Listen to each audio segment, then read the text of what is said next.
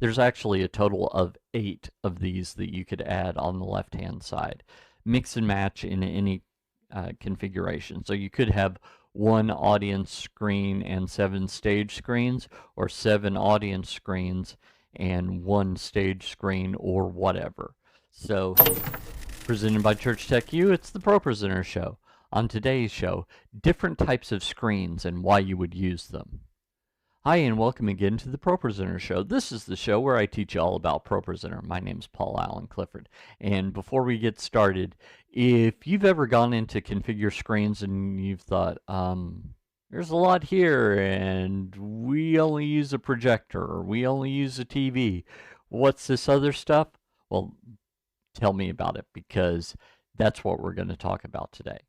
So go ahead, like, subscribe, etc. Share this with someone you might think is would find it useful. So one thing that's great about ProPresenter is the flexibility. ProPresenter 6 was not nearly as flexible as 7 is, and I've heard some people say, well, they should remove that because I never use it. Just because you don't use it doesn't mean you never will use it. And because it's possible, it just opens up things that maybe you don't think you're going to do that sometime in the future you will be able to do. So let's head over to the computer and we'll talk a little bit about that. So first off, if we go to screens and then configure screens, this is where we're going to spend our time today talking about this. First off, you'll notice that I've added 7 of those. That's the first thing that's really helpful. There's actually a total of 8 of these that you could add on the left-hand side. Mix and match in any configuration. So you could have one audience screen and 7 stage screens, or 7 audience screens and 1 stage screen, or whatever. So 4 and 4, etc. So that's an important thing to know. Secondly, let's click on the little plus button next to the word audience, and the first 3 screens that I have here, these are just the regular screens that you can connect to your computer. I'm using an M4 MacBook Pro, but you might be using something different. So those are your regular screens right there that you would connect to your computer. They have a desktop. You could drag Microsoft Word over there if you wanted to. Those are the most flexible screens in that they have a desktop, so you can use them for other stuff.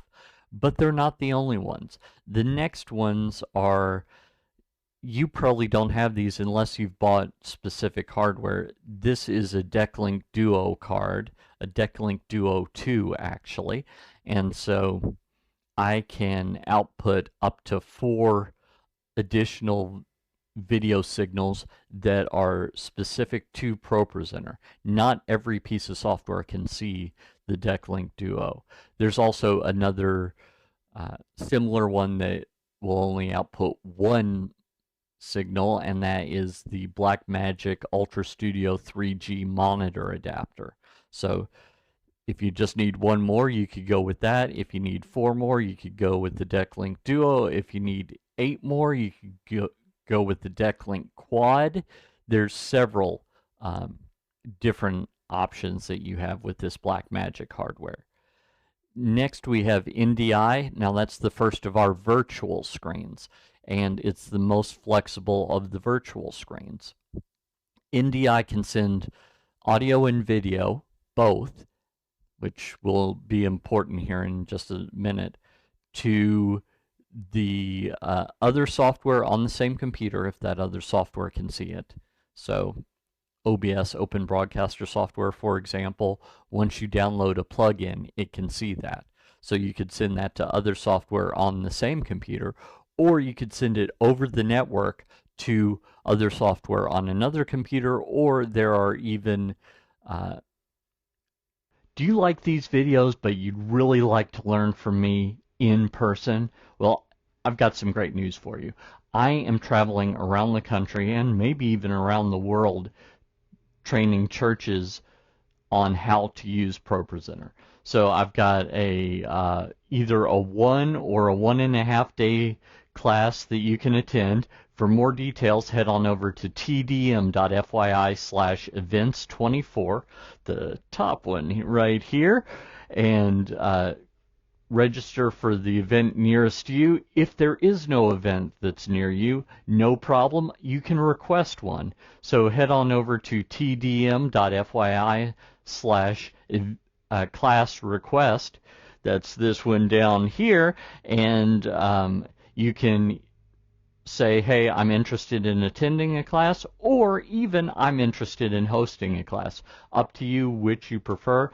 In the last one, that is just information. It's not obligation, so don't hesitate to put your information in there, and I'll let you know when there's a class in your area, or we'll talk about what it takes to host a class. It's probably a lot less than you imagine that it is. So head over there, and I look forward to meeting you in person.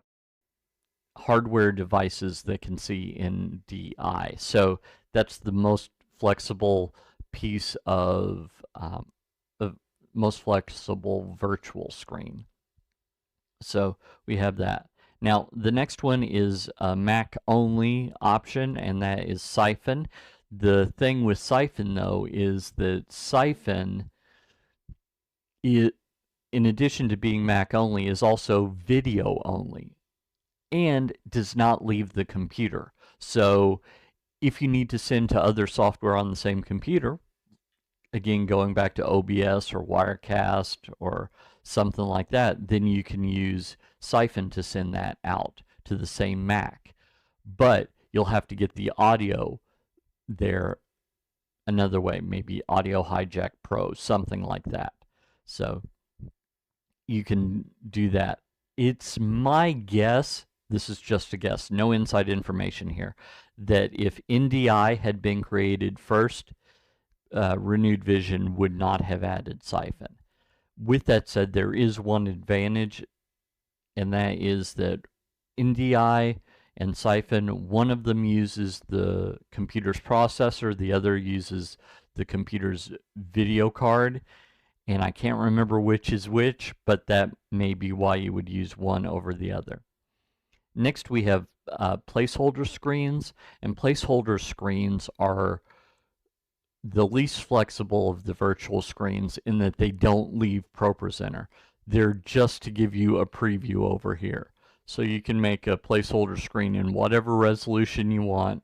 Let's say that at your church you have an LED wall that's kind of an odd resolution. Well, you can make a placeholder screen of that odd resolution on your computer at home or on your computer in your office, what have you. You don't have to connect to it to be able to preview that odd resolution. So that's something that's helpful to know. So we've got the audience screens here, which are for people that are watching the output of ProPresenter. We've got the stage screens, which are for the people that are leading from the front. These are in other pieces of software called confidence monitors or fold back monitors, something like that. And of those two, they can also be either the built-in outputs of the computer, the Blackmagic hardware, the NDI, the Siphon, or the placeholder. So those are all the different types of screens, why you would use them, and how to go about doing so in ProPresenter. If you like this content, you'd probably like my ProPresenter Quick Start course, so head on over to tdm.fyi/proquick. Give me your name and email address, and I'll make a login for you for free to that course. Until next time, this is Paul Allen Clifford from TrinityDigitalMedia.com and ChurchTechU.com, reminding you to go out and change eternity.